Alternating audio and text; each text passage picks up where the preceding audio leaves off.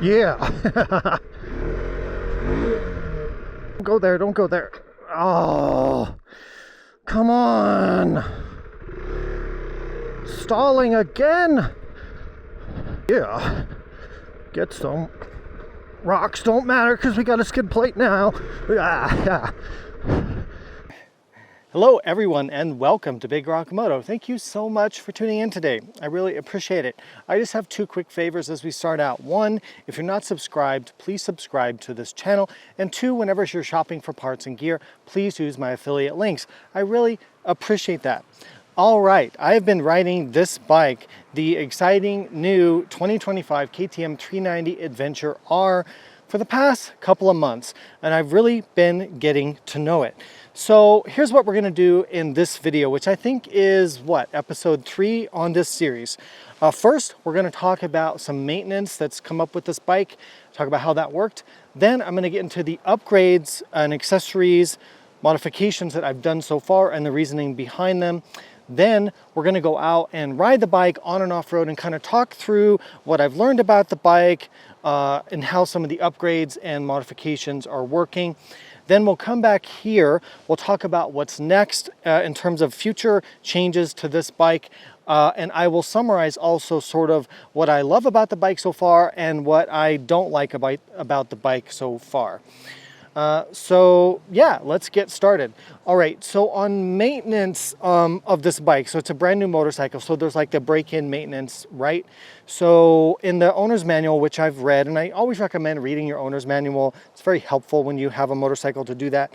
KTM calls for the first oil change on this bike around 500 miles or around 800 kilometers or so, but based on some feedback I'd read and heard from other people with 390s that the oil gets very dirty, I did go ahead and drop out the initial oil for the initial oil change at about 300 miles. And I'll put some video of that here that I took doing that in the shop. The oil did come out extremely dirty looking, extremely burnt looking, and it was one of the dirtiest oil changes I've ever seen. So I'm not saying that's bad. I'm just saying that you know, this is like, it's on break-in, so I can get that, but I don't know that I would go the full 500 or 600 miles that they recommend. I did the change early, and I'm really glad I did that based on what I saw with the oil change. I'm not saying that, again, that there's something wrong with it, and I've seen dirty oil on other bikes on break-in, but just something that I would note. Now, in terms of the oil change, I used an OEM filter. It was about 10 bucks. I bought 2 of them because I was at the dealership already. It takes just under 2 liters of oil, and you can, choose the oil based on your climate and look at the owner's manual. Make sure you use a certified oil for JSO MA2 certification and all of that. The oil filtration on the bike, so it's got an oil screen and it's got in addition to the paper filter. So I like that extra stage of filtration, which a lot of other manufacturers don't do. I like the cleanable oil screen in addition to the paper filter. I feel like you're getting some good filtration out of the oil system, and that's a good thing I've seen with a lot of KTMs. Now, one more maintenance item that I want to note, the chain tension. The chain tension on this bike, the free play in the chain, right? Because the rear wheel moves, you have to have a little bit of free play in the chain to account for that, because the swing arm goes up and down. Now, the dealer had this set loose, but I thought it was normal based on having other adventure bikes, because you have maybe 1 to 2 inches, maybe 30 to 60 millimeters of play. Well, if you read the manual on this bike, it calls for an extremely small amount of chain free play. Which I think is strange, but maybe it has to do with the design of the swing arm or the shape of it and the pivot and how that works. They must know what they're doing when they're writing the manual, so I went ahead and tightened that free play down to what they specified in the manual. I don't notice any difference in the riding. Maybe it's a little quieter with the chain. Yeah, I think it is quieter now actually, but that's just something that I really wanted to note. All right, let's talk about the dealer visit that I had. So about a week or maybe 1 to 2 weeks ago, I took this bike into the local dealer, my local KTM dealer, where I purchased the bike. And the reason for my visit was, 1, to buy an oil filter, and 2, to ask about the quick shifter and the cruise control. So here's what I found out. So the first thing that I did, well, I bought the oil filters. I was fine. They're 10 bucks each. We talked about that already. Then I asked about the add-ons, right? The quick shifter and the cruise control. So after looking up on the computer a little bit, they did find out that KTM had just released the quick shifter upgrade for the bike. So what they do is it's a software unlock in the computer. They have to hook into the dealer computer to do it. And then they also have to mechanically calibrate the sensors and everything with the quick shifter, going through all the gears and doing the calibration procedure. I do know that some dealers don't do that correctly or don't do it at all, and that's why you might have a notchy feeling quick shifter, but my dealer knows how to do that really well, and the quick shifter works very well. Now, the MSRP to do the software unlock for the quick shifter is $275. And before you go blaming the dealership, it's not the dealership's fault that this is happening.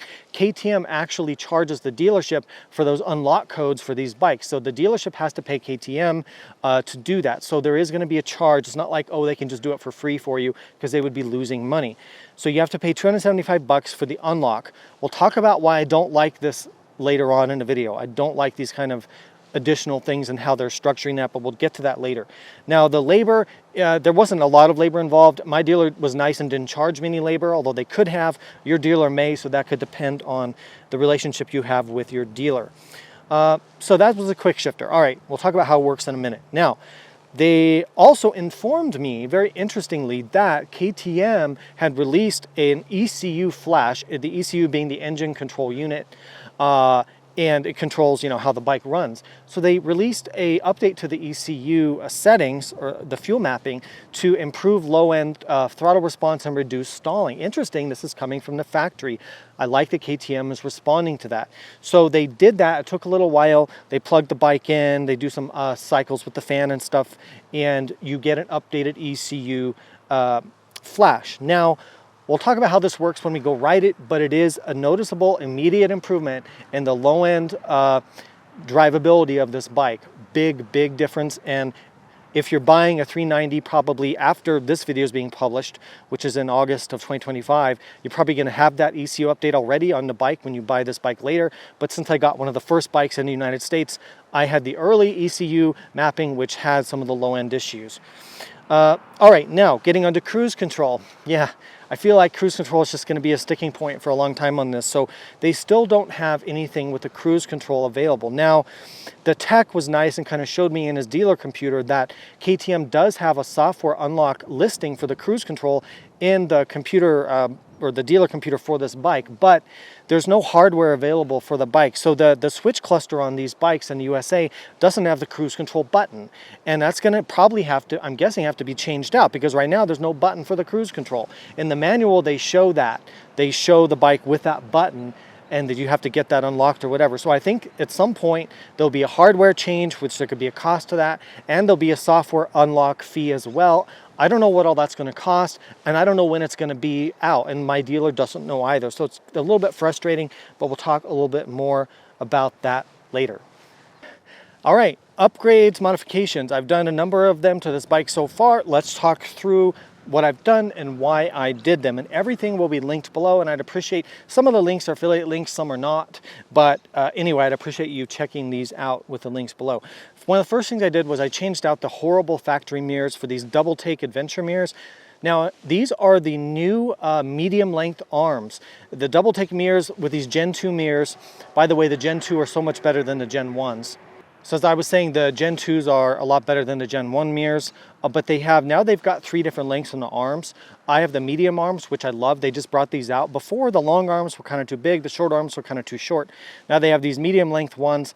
I think they're like 4.6 inches or somewhere like that. But anyway, when you order them, I would recommend getting those. I think these are the perfect ones to get. All right. The Tusk Olympus tank bag, this is the small version. The large version, I've also seen the large version on these bikes, and it looks great too. You can get either one. This is the one that I had. I love these tank bags because they've got the place for my gloves on the top, which is just such a nice thing. A little storage in the back. They've got a rain cover. They're affordable. They're sloped to fit the gas tank well. Man, these are the best tank bags, and they're only $100, and they make 2 sizes, so check that out. For the handguards, so there's no factory upgrade handguards yet. So what I did was I went to Rocky Mountain ATV, my partner for the longest time now. They have these Tusk D-Flex Pro handguards, and they have a universal kit for your handlebars. Now, I ordered the universal kit, and what I found was they do fit, and they offer a ton of protection, and I like how they look, and they work good. Now, only thing I will say is right here on the ends of the handlebar, the handlebars from the factory have these threaded inserts, and the bolt they use is kind of a smaller bolt than I would like for a handguard, but it does work, and that's how the factory ones are attached into the handlebars. So I went ahead and used that, and it does work with these handguards, but it's not ideal, but I think it's fine. Actually, it's just, I would like to see a bigger bolt, but that would involve changing out the threaded inserts in the handlebar, and I couldn't figure out how to get those out. They seem to be almost like glued or welded or pressure fit in there. The brackets and stuff that go on the handlebars, they fit pretty well. They're not perfect. They're not like perfectly custom for the bike because they're not custom, but I recommend them. These are fine. I would see no need to ever have to change these out. Now on my rear luggage, I am testing the new CFMOTO Trail 16 bags. As opposed to the Reckless 10s, which have been so popular for so long, the way these differ is these have an adjustable harness width, which is fantastic. And I have them in the wide setting for this bike. If you put them on a dirt bike, you're going to need the narrow setting, but you can adjust them, which is awesome. They've got this new lightweight curved composite harness. They fit tight and slim. Look how narrow and slim these are to the bike. They're expandable, so when you want more capacity, you can unzip them and expand them out for carrying more junk. And then when you want a really lightweight, narrow setup, just slim, you can put those expansion zippers in and have it like here. They're water resistant, they're not waterproof. So the Reckless 10 bags are waterproof. These are water resistant, which is good enough probably for most things that you're doing. They're super lightweight, and I love these. These are going to be my new go-to bags for day riding on any adventure dual sport bike. These are fantastic products. Cannot recommend these enough. So check these out at the CFMOTO website. Now, one huge upgrade, maybe the most important upgrade on this bike actually, is the new Black Dog CycleWorks skid plate. This thing is a beast. Now, also, I want to say I'm not getting paid by any of these companies to say any of this. I do earn commissions on some products, on others I don't, but I'm not getting paid to use any of this stuff like in that way, just so we're clear, okay? Now, I did get a lot of stuff for free. Now, the Black Dog skid plate, getting back to that, it's a pre-production version, so I think if you get one, it might be silver. Mine's black because it's like I got the first one, actually, that Kurt at Black Dog had produced. He sent it to me, the first one. I think it's the one they use for testing and fitting. The way that it mounts to the engine mounts and the foot peg brackets, and I've got video of the install here, is unbelievably strong and robust. It doesn't mount to like the oil pan or the engine casing because that's a very weak way to mount it and will damage the engine if you hit something hard. The way this mounts is super trick and strong and just really well engineered. Black Dog really takes it very, very seriously. I also like that his products are USA made, so no tariffs, no any of that, and it's nice to support a USA made business for once. So check that out on his website. I don't think that they're shipping them yet because he's just getting the production started, but you can, I think, pre-order it or order it depending on when you're watching this. But the skid plate is fantastic because the factory skid plate was absolute garbage, just throwaway, just no real protection for off-roading, for rocks. This is a beast and is the ultimate solution, I think, for this bike. And one of the first ones to come out. Now, speaking of Black Dog CycleWorks, I also installed their foot pegs. I believe these are called the traction foot pegs. They're wider than stock, they're longer than stock, they have more traction than stock. They've also got the little traction pegs you can screw in if you want more traction for your boot. I don't have them in right now. They're also lower than stock. So the installation on Black Dog pegs is easier than all other aftermarket pegs out there. And the reason is they give you an installation pin that holds the spring in place while you install the foot peg. It makes installation take like 10 seconds as opposed to fighting the spring and have it flying across the garage and all that. So that is the reason enough to get these pegs over other options out there. They're phenomenal. I've had these on a lot of different bikes. They make them for a lot of bikes, and I'm so glad that he's making them for the 390 Adventure. Now, because they're lower than stock, you will need to adjust your foot controls. The brake lever and the shifter on this bike are adjustable. That takes just a couple minutes to do it, but make sure you get those leveled out for the new height of your new lower foot pegs. Also, with the lower foot peg, what that means is that your body's a little bit lower, and relatively then your handlebars are a little bit higher, which I like. It's almost like getting a little bit of a handlebar rise without actually installing risers, and I really like how this feels. Gives you more leg room when you're sitting down on the highway, but then also off-road when I'm standing. When when I'm standing on this bike, it feels more natural and it just feels really nice. Almost like I've got a little handlebar riser, but without actually getting one. So I cannot recommend these foot pegs enough. Okay, moving on to tires. Now, this one, it's not going to be for everybody. The stock tires that came on the bike were the Mitas, oh God, what are they called? They used to be called the EO7 Pluses. Now they have a different name for them. Anyway, I'll put it on the screen. I just can't remember. But they're a pretty good 50, actually a really good, honestly, really good 50-50 tire. For 50% off-road, 50% on-road. They're fine, they're good actually. So why would I change them out? Well, for off-road, for steep hills, really rocky technical trails, deep sand, which I want to test this bike in and have been testing this bike in because I really want to see the performance capabilities of this thing, and I needed better tires to do that. I really did sacrifice my on-road handling though by going to these more aggressive tires. So the tires I chose, okay, they're Motos, which I love. Motos tires are the best dual sport adventure tires because they have a lot of grip and they last a very long time compared to other tires. And I've tested all the tire companies out there, all of them. So the front is called a Euro Enduro 6, and the rear is called an Outback Rally Race, I think, but I'll link them below for the exact tires. The sizes, I've got the fatty front, which is a little bit fatter, a little bit taller, and the rear is the factory 140/80 18 size.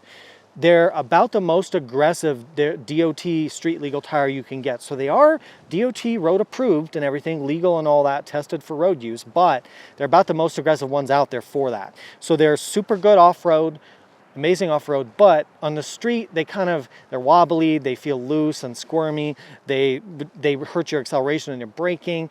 Around corners they feel kind of odd, so you sacrifice a lot in terms of your highway performance and handling and safety margin to get that off-road performance. But that's dual sport and adventure bikes in a nutshell. You're always making these trade-offs because how can you have a tire that does everything well? It just doesn't exist. So I don't think this upgrade will be for everybody, but for the way I'm testing the bike, they're awesome. If you're a super aggressive off-road and you're not going to do much highway or commuting and stuff with the bike, then you could look at a tire like this. Okay, so for off-road riding, the ECU flash that KTM did to smoothing out the throttle response at low RPM, it does help. It makes a big difference off-road, because when you're at the lower RPMs, let's say I'm in third gear at 2500 RPM, it feels a little bit like it has a little more power. It has a little bit smoother response, and it doesn't feel just as dead below that speed. It also doesn't have kind of the jerky throttle feeling, like if I do some slow speed stuff, and I'm still having the stalling. Not all the time, but it's kind of random, but I do stall this bike a lot. But overall, the low speed riding is much improved after this ECU flash. But I also noticed there's like the revs hang. Like I think they did something with the rev hang to help reduce the stalling and make it feel different. But the stalling is still there. You can still tell it's like running too lean. But overall, the bike is definitely more enjoyable to ride, both off-road and on-road, because of this better fueling. And that's a big difference. Also, the quick shifter is nice to have, even off-road. I end up using it because when you have a quick shifter, you just use it. It's just nice. You're not gonna use the clutch unless you really need to when you have a nice quick shifter. It still has kind of the power delivery where it's sort of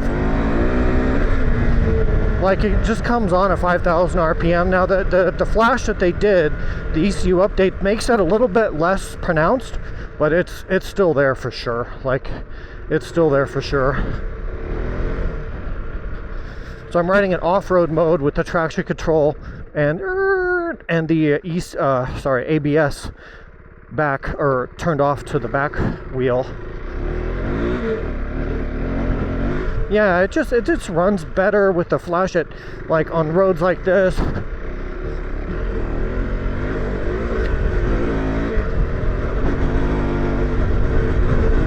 Man, I'll tell you, this bike with better suspension, this bike would be really killer.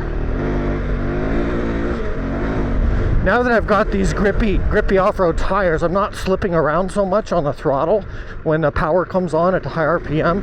So that really kind of helps solve that. So you can run with your traction control off And then really what I just need is like a a suspension that's less bouncy. It's like just bouncy and kind of like it doesn't have very good, you know, damping. It's just kind of bouncing around all over the place. All right, now let's put this thing on the enduro track. I want to talk about the stalling, talk about this kind of the technical riding with some of the updates we have. These foot pegs give me more confidence. I like this bigger foot peg, although I think it actually made the, yep, see, you can just breathe on the kickstand. If your boot your heel just touches it a little bit, boom, bike stalls. Maybe that's some of the stalling issue. It's just I'm hitting the gosh darn kickstand. I don't know. But I'm still having the stalling. The kickstand issue is even worse now because these lower foot pegs put the peg actually closer to the kickstand. So I'm going to have to bypass that switch. I have no choice because I can't ride standing up like this. It's impossible. It just keeps killing it when I stand up, especially with these lower foot pegs now. But overall, the foot pegs are awesome, other than the stupid kickstand design flaw. I also like how it remembers the settings when I key the bike off and on. That's 2 thumbs up because I don't have to redo the ABS, the traction control every freaking time I turn the bike back off and on like I do with my 10RA 700. So that's something I really like. All right, I would like to stand up, but I really can't because the kickstand will kill the bike. See if we can see, it's stuff like this where it shouldn't have stalled there, but it did, and now I'm on this super steep ass.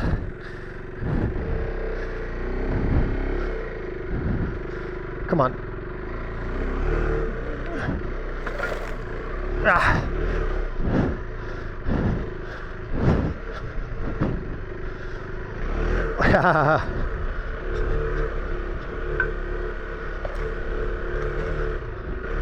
Kickstand, damn it. Killed the bike again. That is so frustrating. I have to bypass that. See, the thing with the kickstand, guys, is that I just wanted to see if we can make it work because you shouldn't have to bypass that. It's a safety feature, right? So, and if I sell this bike to one of you guys in a few months, I don't want you riding off with the kickstand down and crashing and then blaming me because I bypassed the sensor. You know, it's like a legal thing. So, but I can't ride it like that. It's just not going to work. Now, these new tires have so much grip. I'm just getting used to how grippy they are. And this fatty front has a little bit of a handling you got to get used to. It does grip really well, and it's kind of soft over the rocks. The skid plate, yeah, hugely amazing. I love this. The skid plate is fantastic. It's so much more confidence now to go wherever the hell I want with this bike. No limits in the rocks because you've got this incredible protection from the Black Dog skid plate. So that's probably the best change I've done to this whole bike right there. I love these bags. They fit really close and tight. They don't wobble around. They're not in my way. I don't feel them when I'm riding. They're the adjustable. You've got the expandability. These bags are like gold award. I give those the gold award. Those things are awesome.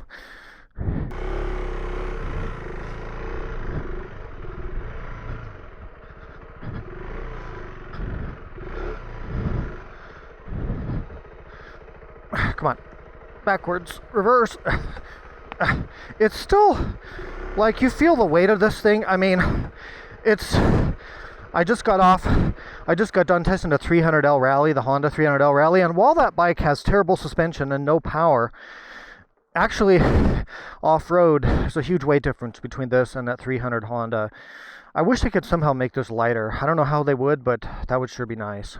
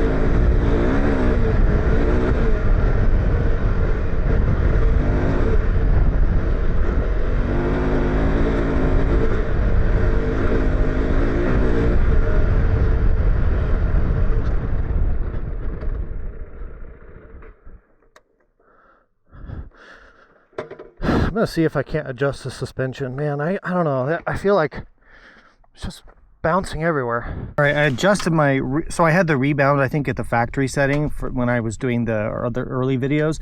It was 10 clicks out from all the way in. So I'm putting it at 5 clicks out, so I turned it in 5 clicks. That should make a big difference in how the thing feels. And really, the rebound and compression circuits are probably kind of tied together on these, you know, basic shocks like this. So hopefully that'll give us more rebound and more compression. Just to the floaty feeling, I'm just getting too much of that. And what I'm gonna do on my front fork, the fork doesn't feel too bad, but it still feels kind of mushy, I guess. So I'm gonna go in my compression adjuster here.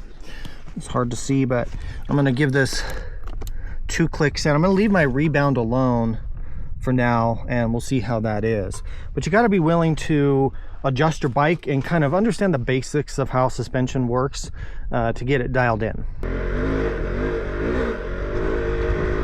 Yeah. Oh, you don't go there, don't go there. Oh, come on. Stalling again.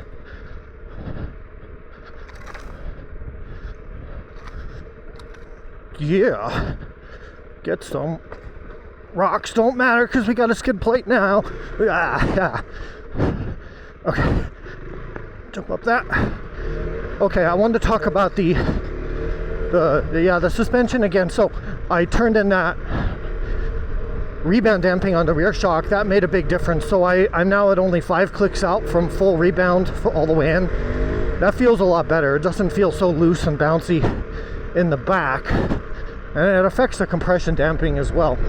So, you know, again, the suspension is like, I still think the springs are kind of too soft for my weight a little bit, because I can bottom out the back pretty easily.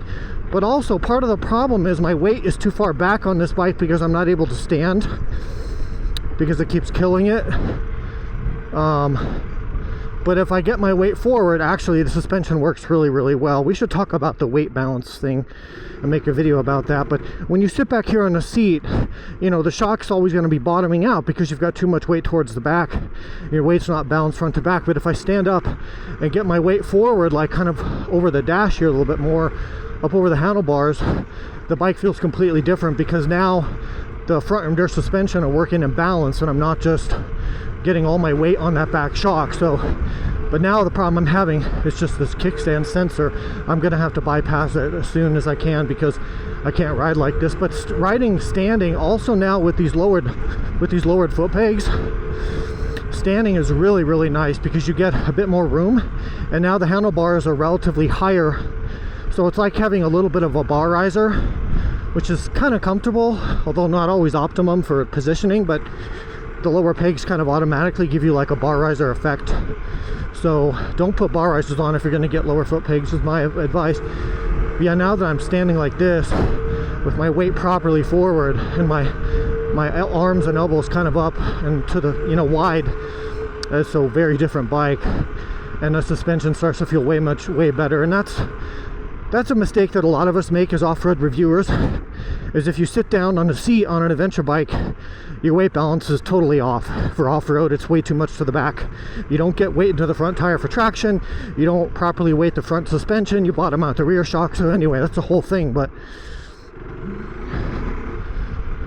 yeah, the suspension adjustability is pretty decent, and it responds to the clicker. So just experiment. If you get one of these, if you're not happy, experiment with that quite a bit to kind of get it where you want. But I do think it needs a little jump there. I do think it needs stiffer springs for most of us. All right, let's talk about the riding gear I'm using for today's ride, and I'll have all the affiliate links down below. And I really appreciate using those links when you're shopping, because it's one of the ways that this channel can go forward financially. So I really appreciate that. So I've got the CFMOTO Wildcat backpack on. I've loved this hydration pack. It's the best one I've ever tested. I just love these things. I know they're expensive, but I highly recommend it. Then I've got the Arai XD5 helmet, which is my overall favorite dual sport helmet I think that I've ever used. Love this thing. I've got the Insta360 Ace Pro 2 action camera. Phenomenal action cameras. I'm using these now. I just love these things, and I'll have a link to those below as well. And then in terms of like my upper body protection, so I do have the new CFMOTO Workhorse Light Jersey, which is a lighter version of the Workhorse, which is great for summertime. Underneath that, I do have the Alpinstars Tech Air off-road airbag system, which is like super incredibly protective for adventure and dual sport riding. Love this thing. It does wear a little bit warm, and so keeping cool can be a little bit of a challenge in hot weather, but I've got that, which is like full upper body protection. And then for armor, the other armor I'm using, I want to talk about this new CFMOTO phase armor. It's incredible. It's soft, it's flexible, it's breathable, it conforms to your body, it stays in place really well. So they make elbow pads, knee pads, which I'm wearing the knee pads, and I'm also wearing the hip pads, which is like an underwear set you kind of put on your leg, you know, for your hips. Really good protection there.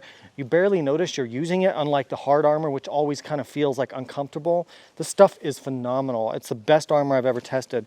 So that's what I'm using for my kind of dual sport riding right now. Separate armor stays in place better too than the integrated armor would. These are CFMOTO Kiger mesh pants, which are super comfortable for hot weather. It's super breathable. They're just one big vent, and they have nice abrasion protection and nice pockets.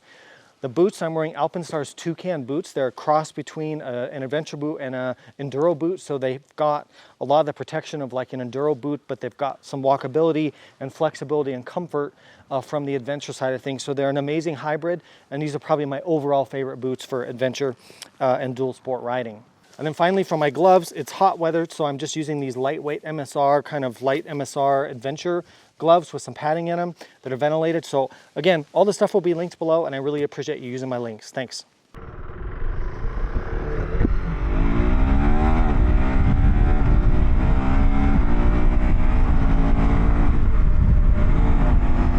Yeah, so riding out here on the street, you see how nice that quick shifter was, accelerating like that?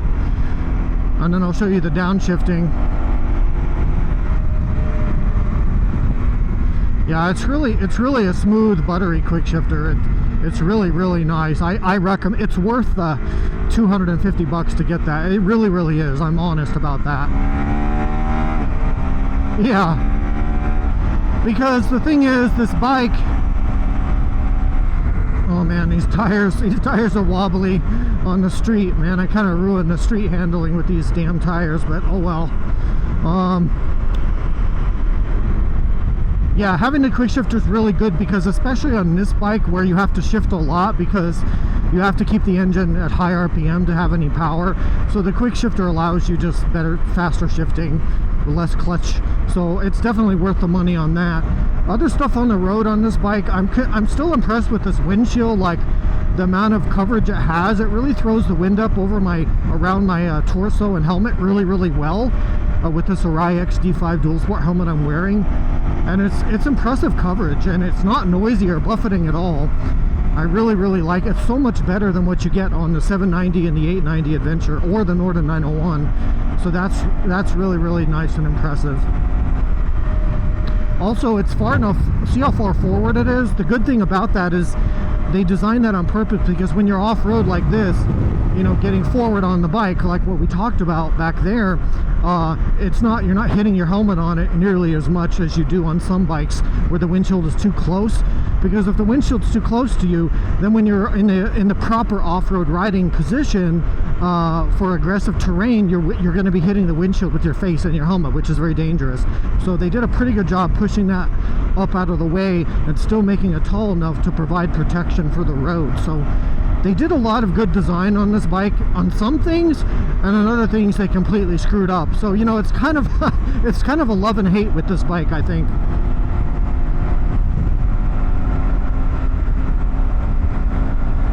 But look, like uphill I can still accelerate. Oh, the other thing I should say is that now the speedometer is now dead accurate with these fatter tires. It made the speedometer dead on accurate. So now if it says I'm going 65, I'm actually going 65 on the GPS. Whereas before, with the stock tires, the speedometer was pretty optimistic. This is one thing the Honda 300L cannot do, which is to go 70 miles an hour uphill in the mountains and still be accelerating. Horsepower is a nice thing to have. All right, talking about future mods that I need to do or want to do, there are some important things. So number one, I've got to fix the side stand sensors issue. It is a huge issue for me. I cannot ride this bike standing up. And now that I've put these lower foot pegs on, it actually made it even worse because my boot is now even closer to that spring on the side stand. So I've got to bypass that. I'm waiting for an aftermarket like plug-in thing to bypass it because I don't really want to like do a homemade job thing on it. So I've got to do that as soon as something comes out. And in fact, today I'm going to go see if any of the companies have brought anything out yet that I can just plug in to bypass it. So that's an unfortunate design flaw of this bike that I can't believe KTM got through quality control. I want to do some kind of tail tidy. I've seen my friend Jeff did one where he took off this lower assembly, put the plate up here, and then got some different turn signals. So I think I'm going to be doing that really soon. Although this does work, it's not like it's breaking off or anything. It's just kind of ugly and kind of big. I would like to get some kind of a seat cover for ventilation, like a ventilated cover like I always do in my bike build. So I'll be looking for that when those come out. I'd also like to get like a small side luggage support just to keep the soft bags off the bodywork a little bit and to give you a little bit more tie down, secure thing for the soft bags, especially if I want to put on like a 40 liter or something to do a little bit of light camping with or light adventure riding with, something bigger than this. Just have a little side support luggage would be good. So I'm looking for that. Cruise control, we've talked about that. I mean, yeah, where's my cruise control? Come on, KTM, let's do this. It's going to cost me more money, I know, but I really want to have that.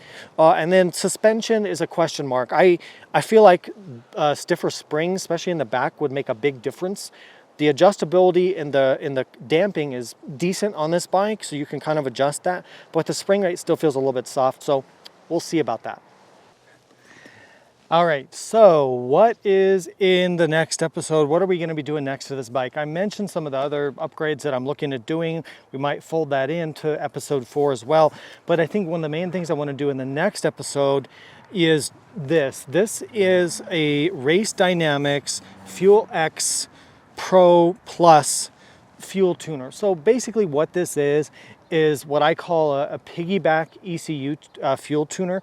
So it piggybacks on top of the ECU signal and changes the fueling of the bike. So it adds or subtracts fuel, different RPMs and things. It intercepts the signals from the O2 sensors from the exhaust and then the ECU in the bike's computer. To install this, I am going to have to remove the fuel tank and the bodywork, so it takes a minute to do. So I kind of want to focus on that in an episode. And this is supposedly supposed to add a ton of part throttle and power response. It's supposed to reduce the stalling. It's supposed to make their bike run cooler and not have the fan running all day, which it kind of does now. So we'll see if any of that's true. I didn't get sponsored by this. I paid full price for this and didn't ask for anything free or whatever. So I'm free to say whatever the heck I want about this thing, whether it's good or bad. This was about 310 bucks, I think, and it shipped, got here pretty fast. I think it ships out of India. So we'll see. I'm hoping that we can get better low-end power and reduce some of the stalling. Now, it's probably less necessary now that we've got the new ECU flash that the dealer did, which improved it a lot. But as you saw, I'm still having major stalling stuff happening, and maybe I'm just a crappy rider and just not giving enough RPM. I don't know. But we'll see what this does in the next episode. Now, so I mentioned that I'll give you a summary of the highs and lows of this bike so far. So some of that's kind of obvious, but for me, the good things are this bike is super unique. There's really nothing else like it. It has really good wind protection. The suspension is pretty decent, and it's got some pretty decent adjustability as well. The features, it's got some cool features on this bike that either come stock or you can upgrade to with extra cost. The quick shifter, I like it. The traction control and the ABS, the way that it sets those up and it remembers the settings, and I like having all that stuff. And the off-road ABS and the off-road traction control actually work really, really well and are usable. The backlit switches are cool. The cruise control, hopefully that is coming from the factory, is some sort of factory upgrade at the dealer. So the feature set is really, really good, I think, for the price point. Another thing I like is that KTM seems to be willing to improve this bike. or the experience for the owner. So like already providing an ECU flash to make it better was a nice step in the right direction. I like to see KTM doing that. All right, now what are the things I don't like so far? Well, we've kind of covered some things to death already. The stalling continues for me to be a major annoyance. I feel like it's just running too lean. The side stand sensor location, or the side stand location with the sensor that constantly kills the bike when I stand up or even touch that side stand, is a major design flaw, and I can't believe that got through their quality testing or their test cycles. It's just not acceptable, right? So we're gonna have to do something about that. The other thing that I don't like so much is that I need to like sit or something. The other thing that I am pretty, as an owner, right? Not so much as a. So here's the deal. Like with the add-ons, the way that KTM does the add-ons, I know that car companies and bike companies want to do this, and I totally get the business case for doing it. And I also get that some people may not want cruise control or Quickshift or whatever, and so you're not having to pay to get that. But on the other hand, like it just seems kind of odd, kind of frustrating, and kind of cheap, I guess. And you feel like you're being nickel and dimed because you got to go back in, pay another $300 to have them just plug the thing into the computer to give you a quick shifter or give you the cruise control. I just feel like as an owner, as the experience of owning it, right, and taking off the motorcycle journalist kind of hat for a second, I don't really like it. Like I feel like I'm just keep giving them my credit card for more and more stuff that should have just been enabled, because the hardware is already there, guys. Like it's already set up for that. So why doesn't it just come with it? Honestly, even if they had to sell me the bike for a little bit more up front, I'd rather just pay more up front and don't tell me that that's why it is, and then have to go back over and over to pay more and more money to get the features that I thought I was getting in the first place. So, and I think most people agree with me on this because I've read the internet, and I think most people are in my camp. I don't like that approach. I don't think it's a good idea. And it's different from the approach of like, where if you buy a BMW motorcycle, you have to pick what option packages you want before you buy the bike. To me, that's different because I'm choosing the options before I buy it, and they're like in packages, right? And so but on this, it's like, oh, the bike has it, but you have to pay to get it unlocked. And I don't know, guys, I just don't like it. Some other things I don't like about the bike or don't love about the bike, I do feel like the springs in the suspension are a little soft, but they're not terrible, and all motorcycles are like that. If you don't already know, they're all like that. The engine vibration at freeway speeds is a lot. The handlebars vibrate quite a bit above 70 miles an hour or 115 kilometers an hour. Too much vibration. So maybe there's a solution to that with vibration dampening in a handlebar mount system that we could do as an upgrade. If there is, put that down below. I'll check some options out for that. But yeah, I'd like to see that vibration less. And then I wanted to say build quality, but it's not necessarily build quality issue. It's more like the fasteners. Like a lot of the fasteners that you see are very cheap, and like they're super easy to strip out. Like they're just not the same kind of fasteners you get from the Austrian-made KTMs or other manufacturers out there that build bikes. They're not even up to par with CFMOTO, with the Chinese bikes. So I don't know, I just not liking some of the fastener quality on this bike.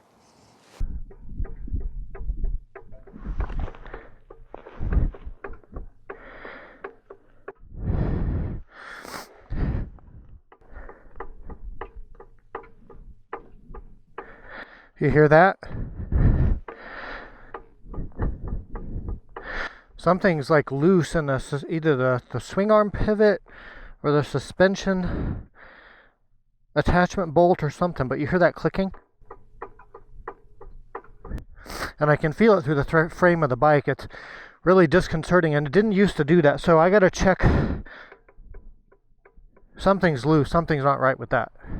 All right, you guys, well, I don't know how long this episode ends up being when I edit it, but it's probably long, but I hope this is good and rich information that's useful for prospective owners for this bike. I know the second batch of these bikes I'm seeing the second group of people get them here in the US, and then worldwide, I don't know what the deliveries are like. I still do think this bike is super rad, super cool and unique, and it's worth the money, and it doesn't have any glaring, I mean, yes, it has some annoying flaws for sure that we've looked at, but they're fixable, pretty easily fixable, I think.